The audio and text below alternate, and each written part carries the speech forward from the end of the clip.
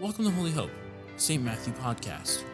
In today's episode, we sit down with Lennie Cox and Jennifer Carpenter about the Camino de Santiago. Welcome. I'm Father Patrick Cahill, the pastor here at St. Matthew Catholic Church in Charlotte, North Carolina. And I'm joined with Lennie Cox and Jennifer Carpenter, and we will be discussing the Camino and also God's divine mercy as we go through this podcast this afternoon. And I guess the first question is to introduce yourselves. Please share with me kind of the context of what we're doing here this afternoon at St. Matt's and your relationship to St. Matthew and, kind of a little bit about what has brought you to this moment. So I'm Lennie Cox. Welcome. And thank you. And Jennifer is my sister-in-law. And I am here because Jennifer brought me here to this moment. Kind of funny, but Jennifer approached me, I think, a year ago, March, to join her on the Camino. And honestly, wasn't even really sure what the Camino was. Got the go-ahead from the family, but I wanted to check one more box before I told Jennifer I was good to go, and that was you. Oh my gosh. I reached out to you to get your thoughts, and you just told me that a couple that you were acquainted with did the Camino many years ago and are still reaping the beautiful fruits from that experience. So with that, I told Jennifer, okay, I guess we're going, and off we went, literally just a few weeks later. So that was last March. 2024 Okay. was when we were talking about it. And just to give a little context, it's actually pretty humbling. But so many of the people that we met on the Camino had planned to do this. And this was something, again, that I didn't have line of sight to, that, just everything worked out perfectly so that Jennifer and I could do this together. So it just was meant to be It was in meant that to way. be. Okay. So Jennifer? I am Jennifer Carpenter, and I am here because Lennie dragged me to this podcast. No. But yes, so I had an interest in the Camino in 2023, September of 2023. My husband came home from work and said, "Have you ever heard of this Camino pilgrimage?" And I'm like, "No, I haven't."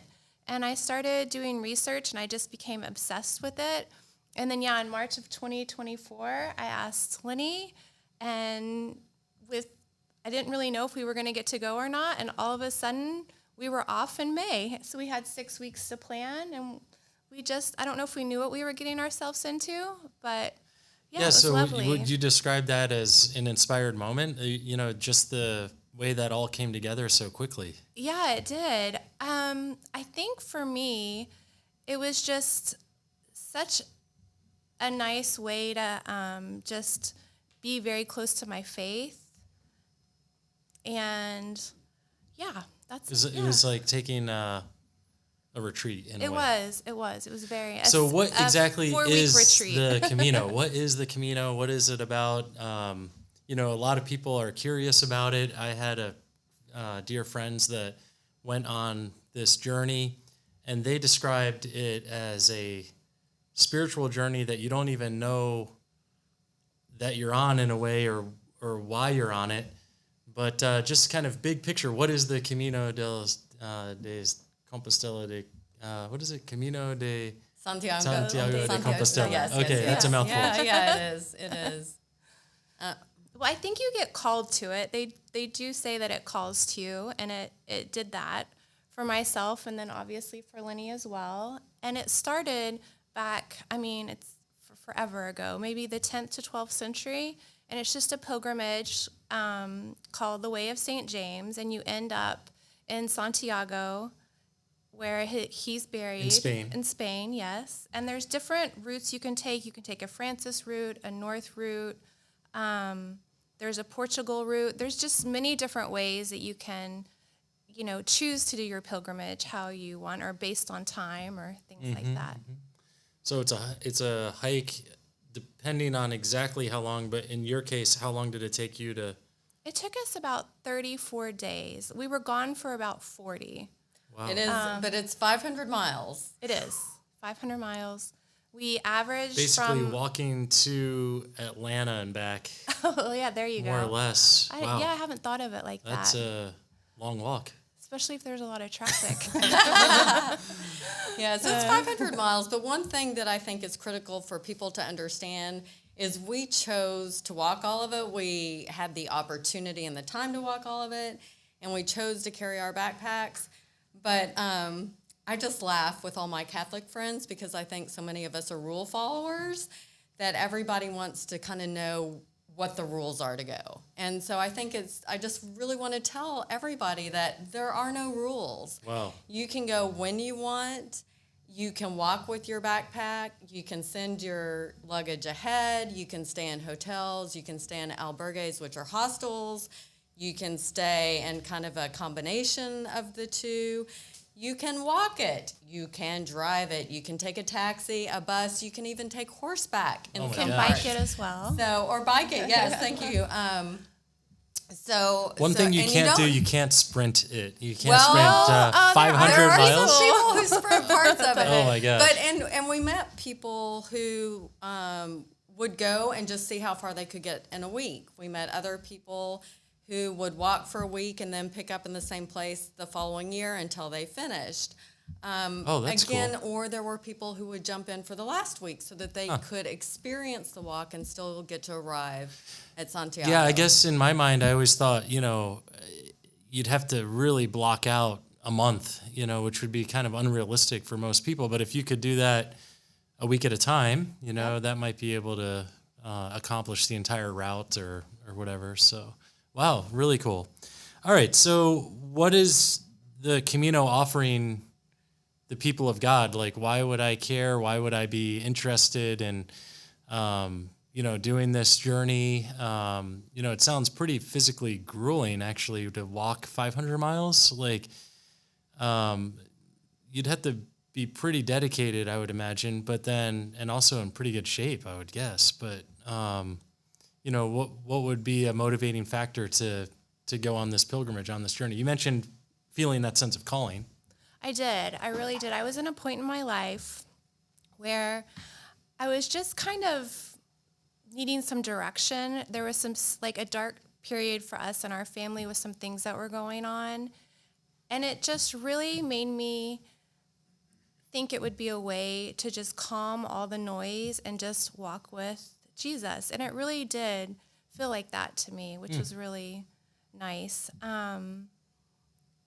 You get to experience so many different reasons why people walk when you're on it. Some people walk for wellness. Some people walk for spirituality. Some people walk, like we did, for more of a religious reason as well. But I kind of feel like, for me, I branched over with religion and spiritual reasons. I'm just curious if someone might even see it as like some type of penance in some way too, if they were trying, because it doesn't sound like the most comfortable It month. not. And I feel like my backpack, it was really heavy. It was close to like 20 some pounds. And for me, it kind of became a sense of our burdens for our family. And I felt like I really was carrying them. And cool thing is when I started the Camino with this really heavy backpack, I felt it every day. And by the end of the Camino, my backpack was a lot lighter because I was just a lot stronger, I think. And I feel like I can apply that just to life as well. Wow. Like, you learn how to carry your burdens. They're still there. In fact, they might even be heavier than when they started, like weight-wise, but you just learn how to carry them a little better. Wow. Yeah, there's a spiritual conditioning too. Yeah. Without any real destination, the journey is the destination in a way. We might go 10 miles, we might go 6 miles, we might go 15 miles, in any particular day. So how about you, Lennie? What would you say as a good reason, or why would someone care about doing this pilgrimage? Well, I have to laugh a little bit about our burdens getting heavier, because we actually thought our backpacks would get lighter as we went because people get rid of stuff, but ours actually did get heavier. But anyway, but as far as kind of why somebody would want to go, from my perspective, my learnings were kind of twofold. One was spiritual and one was physical. And I don't know that they were new learnings per se, but I think everything that I experienced kind of amplified those feelings. So spiritually, we met people, there, as Jennifer said, there for different reasons. And it just kind of goes over and over in my mind, is reiterated that we as God's people do not need to be obstacles, because we have no idea how God is working in other people's lives.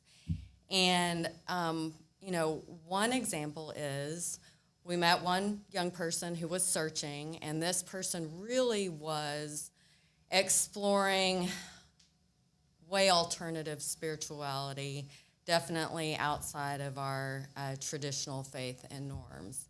And Jennifer and I went into a cathedral one evening, and we're looking around, as we did, and I noticed this person sitting quietly in front of the altar, which I have to be honest was a little bit of a surprise. And so I left the person alone. They were still there, so I went up to them, and in many of the churches in Spain, especially the larger ones, there's more than one altar. So Jesus was in a side altar in the tabernacle. And so I went up to the person to kind of get a feel for their background, because I didn't want to tell them something that they already knew. Well, they didn't have any sort of background, really, I don't think, in Christianity or Catholicism. So I went on to explain that when you walk into a church or cathedral and you see that red candle by the tabernacle, that tells us that Jesus is there. And as Catholics, we believe that Jesus is there, body, blood, soul, and divinity. And so we talked for a couple minutes, and I let the person be and walked off. And I just happened to glance over a couple minutes later, and they had moved in front of the tabernacle. Oh. It was incredible. And we have several wonderful stories like that. So don't be an obstacle, and at best be an instrument of God's grace. And then physically, it was hard. You don't have privacy. You're sharing bathrooms oftentimes with men and women, and we have lots of funny stories. This was really hard for me, and the straw that almost broke the camel's back was I went into a shared restroom and was in the stall only to find a giant window that I could not close because it opened out with men on a crane above. But, again, Jennifer and I always knew where we were going to stay. We always had a safe place to stay. We always knew we were going to eat. But, you have to, it just underscores how difficult it is for people who don't have a home, who don't have safety, who don't have access to food and clothing. We were in a different place every single night, packing up our backpacks, and that's stressful. You can't stay in. You have to be out by a certain time, whether you're tired, whether you're sick, and you lose things along the way. Yeah. We weren't far into the trip, and I hope it's okay to say, but I lost a pair of underwear. Well, out of a backpack, you don't have things to spare. But, so anyway, just amplified that we need not only to be cognizant of others who are struggling, and there are many senses of struggle, but we actually need to educate others on that. That and made be me think a of source of the helpfulness. flight into Egypt, Joseph and Mary flying into Egypt, and so many stories in the Bible where people are on the move just trying to be in God's presence or stay ahead of danger. And it sounds like you had an appreciation for the struggles and plight of a lot of people that maybe you wouldn't have had before. So we're kind of leading up to the action item. We had a scripture scholar at my seminary who would always end every single scripture study with the question, so what? And it wasn't so what, oh, who cares? It was, so what do I do now? What do I do with this information? How can I try to make this spiritual journey a reality in my own life? So I think that's a good action item question. So how do I take this information and make it a part of my parish life at St. Matt's? Well, I think we have one key way that's going to be available to everybody. No registration, doesn't matter where you are in your faith life. If you haven't started or if you're just looking to enhance that, on October 4th, the name of the program is Divine Mercy, A Pilgrim's Journey.